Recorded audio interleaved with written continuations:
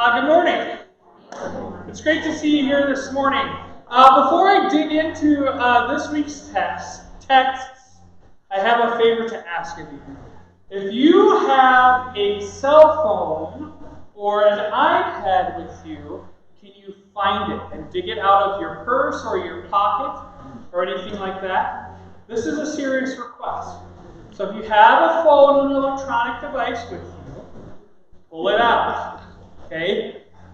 If that electronic device is hooked into the church Wi-Fi, please turn it off.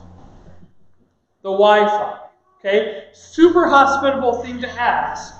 But as we're trying to stream our services, we've discovered that too many people are hooked to our Wi-Fi, and the system is unable to handle the streaming component of our service. Okay? Now, I know that some of you, I know it won't ever happen during a sermon, might want to start reading the news or checking Facebook or Twitter. Please know that that stuff is going to still be there.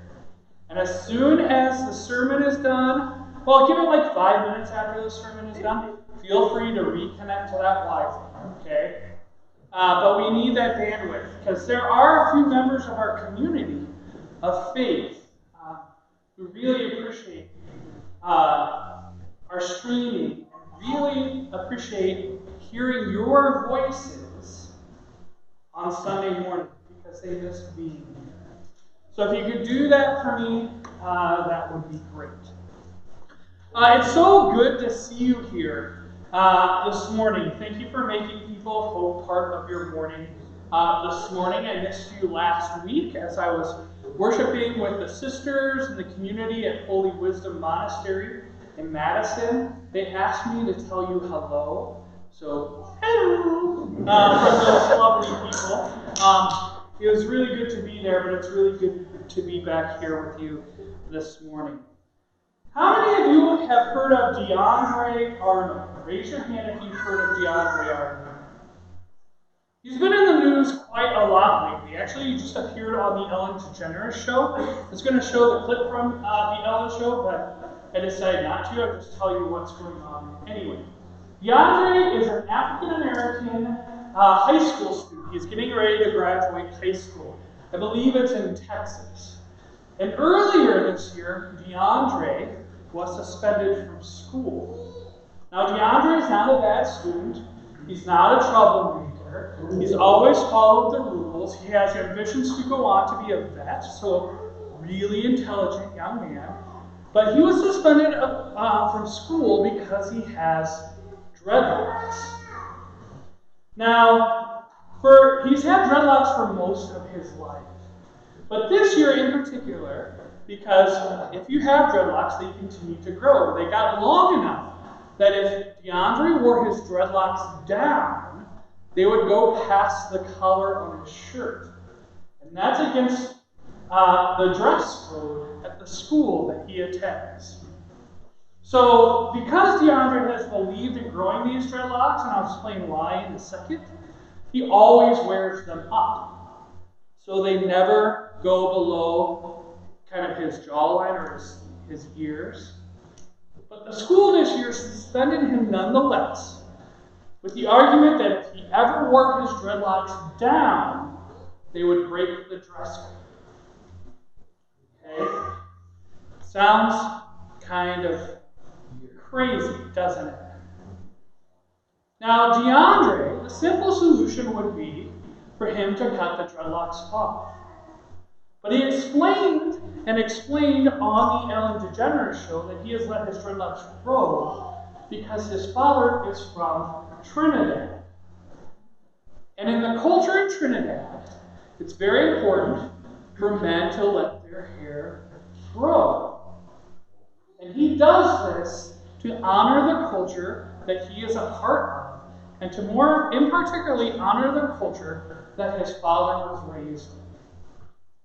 And he's taken this argument to the school board, and they said, you still got to cut your hair, you can't show up at the school. So he has chosen to stand up for what is right, face whatever persecution he might, maybe miss out on going to college, simply to honor his father by keeping his dreadlocks. Pretty inspiring story, right?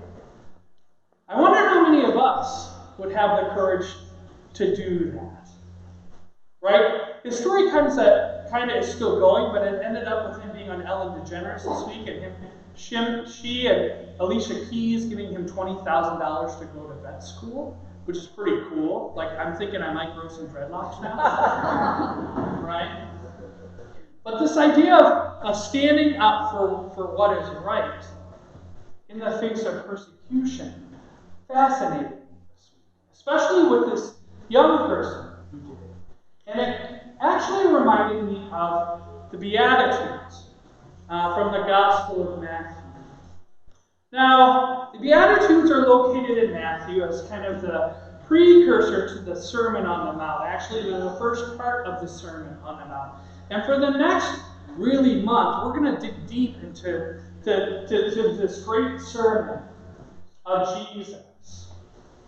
And the Beatitudes are beautiful language, right? About those who are facing difficult times in life being blessed because God is with them. In fact, at both of my parents' funerals, 3 Bible readings were read. And all 3 were exactly the same. And this was one of the readings. Right? This language of God being present and blessing those who are mourning, those who are thirsty and hungry, those who are being persecuted, right? It's beautiful language. And this is how Jesus starts this glorious sermon where Jesus is going to tell his followers all sorts of things about how the kingdom of heaven is going to be revealed in this turbulent and broken world in which they live. These words, these glorious words that bring hope to the hopeless and who bring relief to the suffering. It's a great way to start a sermon, right? And many, many preachers will preach the Beatitudes that way this morning. And that's how I preached them in the past. And it's totally legitimate. But just as Jesus asks us to look at the world that we look at in a new way, I want to ask you to look at the Beatitudes in a new way this morning as well. As I was doing my work to prepare for preaching this week, I came across a specific article that talked about how these words have been cherished over years and years and years, and how these words have been cherished in Latin, and how they've been cherished in Greek, and now they're cherished in English. And the English translation for most of us is translated from Greek into Latin, from Latin into Greek, and then English.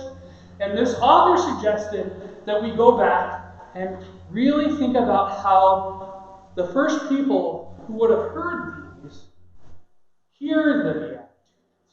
And that would have been in the language of Aramaic, which was the language that Jesus spoke. I know that some of us in this side of the world like to think about Jesus as being a very well-spoken English speaker. But we wouldn't have understood these words when Jesus first said them. Because I'm pretty confident that no one in this room speaks Aramaic. Right? Raise your hand if you do. I was going to be really, really impressed. Right? In Aramaic, the word that we translate, that was translated into Latin, and then went Greek, then Latin, then Greek, then English. The word blessed has a completely different meaning than one we might think. Blessed for us might be feeling some sort of reward, or feeling comforted, or feeling special, or being set apart, or facing this thing. No, in Aramaic, blessedness means being put on the right path. Right?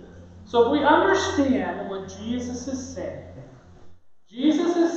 blessed are those who put themselves on the right path to strive for who strive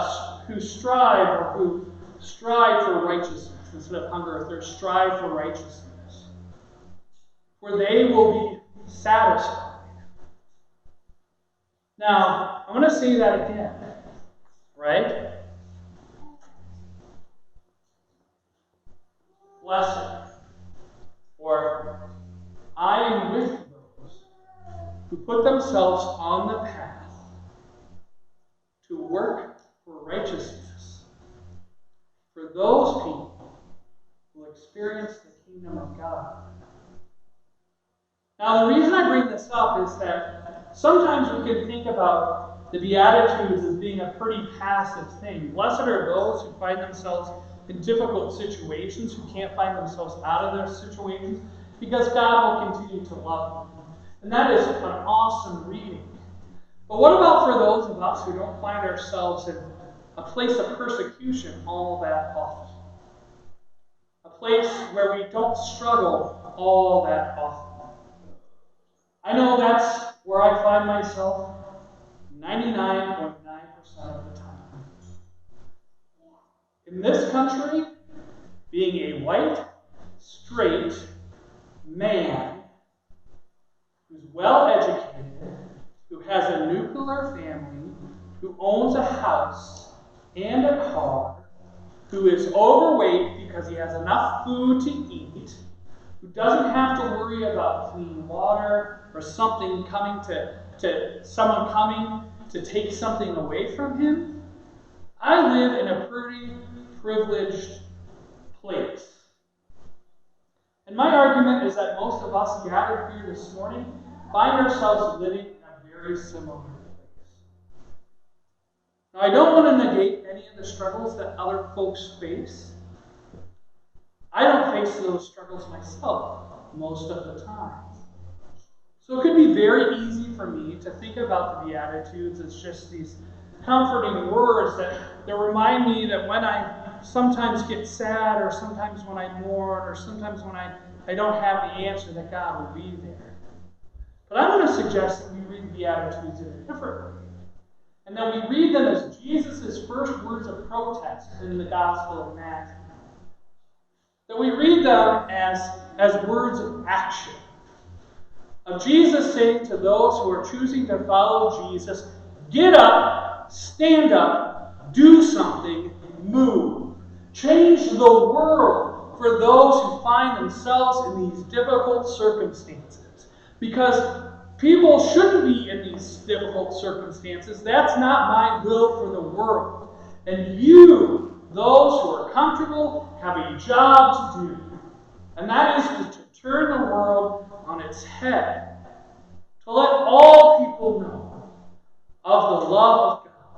Not only know it, but feel it and experience it as something tangible that they can grab onto. Right? Now, when you read the Beatitudes in this way, as a call to action, it gets pretty scary pretty quick. Get up, move, feed the poor. Get up, move. Advocate those facing persecution. Get up, move for those who are confronted with injustice in their life. Get up and move. Pray and be with those who are suffering because of death in their life. All of a sudden, these great comforting words can make us really, really uncomfortable. Because they call us into action. And maybe, just maybe, if we took these words seriously, and I remind myself of all this all the time.